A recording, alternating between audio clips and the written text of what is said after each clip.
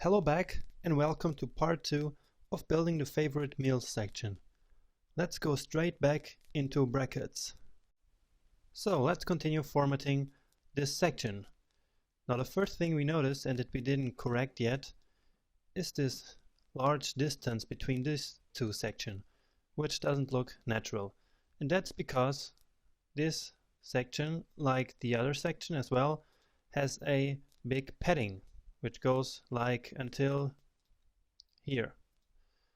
We actually don't want this section to have padding because it's a different section. It doesn't have a title and everything, so we don't want this section to have a padding like that. So let's quickly correct that. So this section is called section, I honestly don't remember, meals, of course. So section meals, I will say padding 0, and that should solve the problem. Yeah, so this looks much better. And next we will do that animation I was telling you about. Now what this animation is all about is that when we hover one of the images, the image kind of zooms out and also gets lighter. So we want to make the image dark and zoom in so that when we hover the image can zoom out and get brighter. Once I see this, you will get the idea. So we can use a powerful CSS3 property, which is transform. We actually already used that before, and now we're going to use it again. So in this case, we will scale the image. In fact, all of the images. We will scale them to like 1/15. And this means that the image will be, instead of 100%, it will be 115% big. So let's see this in practice. So these images have grown.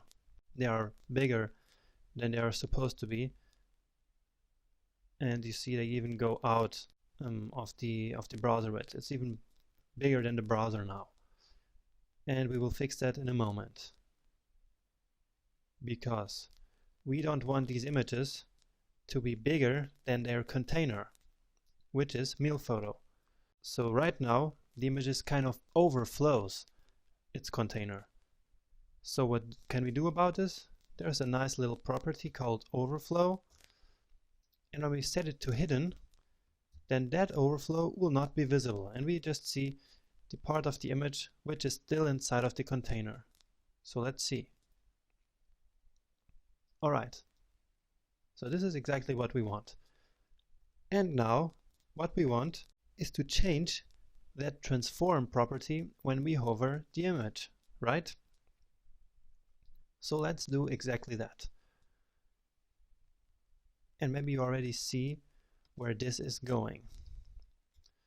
So what I'm doing now is meal photo image, and now we can also use this hover state for everything. This doesn't work only for links, even if we only use it for links until now, but it works really with every element. And so what do we want to happen? We want this transform to go back to normal, right? So we scale it to 1. Let's see if this works and if you get the idea. So this is what happens. Don't worry, we will put an animation there in a moment, but this is what happens. And you see there was actually like a white little line down there, and I actually can't tell you why that happens, but I know a good solution to that. So instead of scaling it until 1, I'm just going to scale it to 1.03. And this should solve the problem. And also I want to, of course, animate this transformation. So how can I do it? I say transition and then transform, and let's say half a second, 0.5 seconds. And this should already do the job. So this is exactly the same thing as we did with our links here, right? We defined the transition with the interval, and then with the hover state we said what would happen. So this is what we did right here. So let's check it out. Okay, this is very nice, right? This is really, really cool. Don't you think so? It's a beautiful effect. But we will go even further than this. So as I said in the beginning, we will make this image darker, and then as we hover it, we'll make it lighter. And that's quite easy to do. As we built the header, we learned how to make a background image darker, which was our hero image, right? And now let's try to make this image darker. And let me show you how we're going to do that. So if we set the opacity, yet another CSS property, you see you're using a lot of properties here. I mean, I'm covering almost everything that you need to know with just this website. So opacity 0.7, so this is 70%. And okay, just to show you, let me show you what this looks like. So this is kind of white now, and it's white because its background is white. So if we want to make this darker, we just put the background of this image to black, 0, 0, 0. So behind that image we now have a black container, and since this image is now opaque, it will get darker. Very well.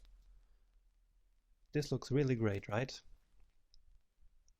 And now we just have to animate the opacity here. So when we hover, we also want the opacity to change back to 1, which is 100%. And in order to animate it, we put it right here. So opacity 0.5 seconds. And now we should see both of the things animated. And here we go. Wow, this is really exciting, right? This looks so great. Let's see how simple this was. So I think the section is also done here. Another thing that I noticed when I was revisiting this section here was that we maybe need some space between this paragraph here and these columns.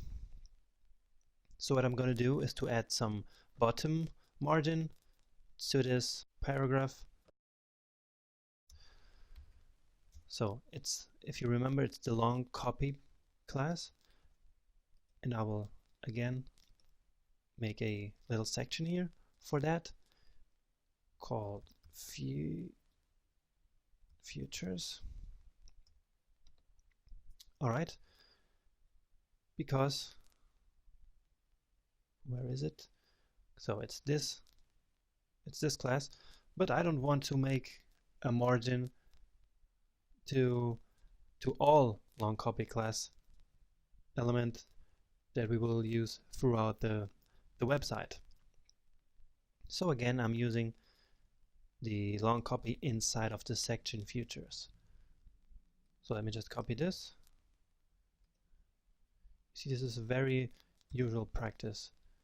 We say section futures and then the long copy which is inside of that, and then we just specify its margin bottom and set it to 40 pixels. And now this looks much better, right?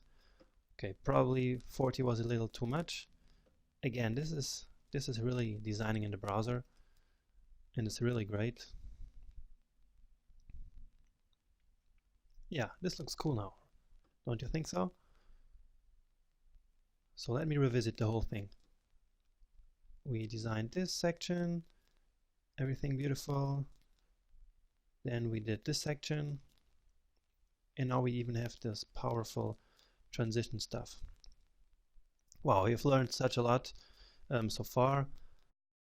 A lot of CSS properties, and you should probably take note of them or copy them somewhere so that you have a whole list of things that you can do with CSS.